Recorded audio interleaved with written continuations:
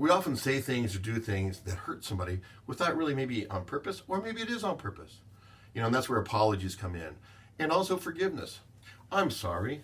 Oh, I forgive you. Man, that sounds easy, but it's not so much that easy. Sometimes it takes a lot of work.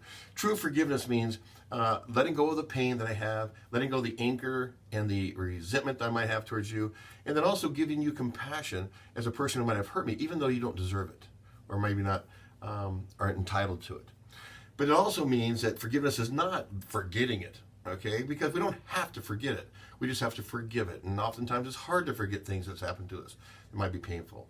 So true forgiveness comes in 4 phases, really. The first one is just kind of uncovering, what has happened, how the injustice affect you, because basically it is about you. When you give somebody forgiveness, you're also giving yourself the ability to move past that and move forward, which is much better for yourself.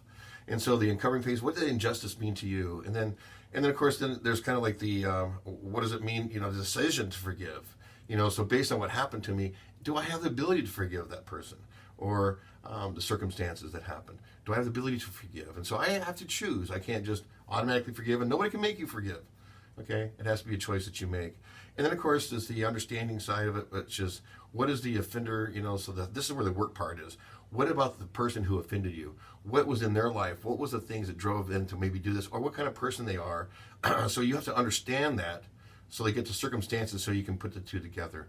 Okay, and that leads you to, of course, the forgiveness stage, or really the deepening of what that actually meant, and the harm that meant to you.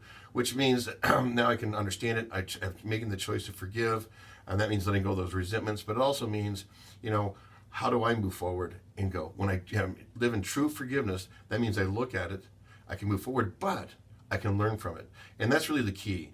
What is it that gives me the ability to learn from it? If I stay in anger and resentments and stuff like that, I never get a chance to learn from it.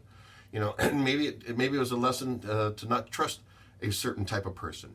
Or maybe it's a circumstance. Maybe I won't get myself in that circumstances again, but we learn from it. But more than anything, we learn a lot about ourselves.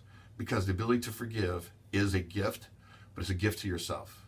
So enjoy and stay safe.